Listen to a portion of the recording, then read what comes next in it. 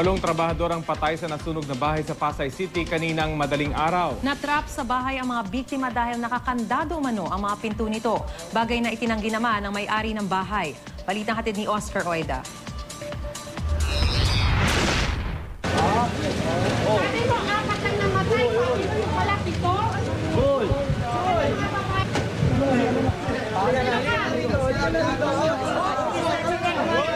Ganun na ang galit ng mga taga-Pisa Monte Street sa Pasay City sa may-ari ng nooy nasusunog na bahay na si Juanito Go. Paano kasi napag-alamang 8 sa mga trabahador ni Go ang nasawi makaraang matrap sa loob.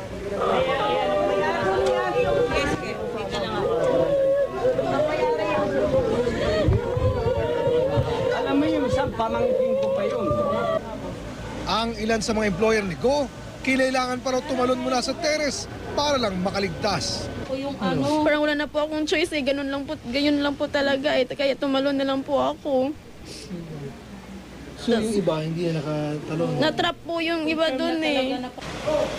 Sumbong nila, nakalak raw ang mga pintuan ng bahay. Yung totoo naman po yun eh. Nakalak yun lahat ng mga pintuan dun. Tapos yung maliit na lang butas yung dinaanan namin, hindi na alam ng namin yung boss. Bagay na mari namang itinanggi ng may-ari ng bahay. Kung hindi ako papasok kung kakandado ko, paano kung papasok? So hindi mo kinandado yan? Hindi. Wala. Bakit kaya yun ang lagi nila sinasabi? Ay, yan ang hindi ko maintindihan eh. Para patunayan, hinarap pa niya ang mga nag-aakusa sa kanya. Sinasabi na kung hindi na nakapadlock kayo. Hindi, bukas ang pinto. Bukas yung pinto, pababa sa hagdanan lang po. Iba-ibang salita, hindi ko maintindihan. Ako naguguluhan eh. Ano tayo? Nakalak naman yung susala, di ba?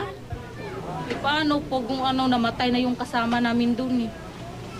Yung mamatay aksidente, wala tayong magagawa kung ano man. Babayaran sila ng kumpanya. Pero ang ibig sabihin, Kahit ilang bayad pa yun, hindi na pwede yun. wala tayong magagawa, hindi natin pinatay. Aksidente yun eh. Pero ayon sa mga taga-barangay, di na raw bago ang naturang reklamo laban kay Go. Ano pa, last year na pinatagad na kami reklamo na hindi raw sila pinapalabas. Kinakandado. Nag-play na sila ng minor, di ba? Wala namang, dati ang ipinagbawal na nung rescue namin, okay na. Eh ngayon, akala namin, wala na. Yung pala meron pa rin. Nagsasagawa na rin ng investigasyon ang Bureau of Fire Protection at mga pulis sa nangyari. To conduct deeper investigation regarding on that matter. May previous daw ho allegedly complaints sa barangay na yung mga workers ay they were padlocked inside during night time. Oscar Oida, GMA News.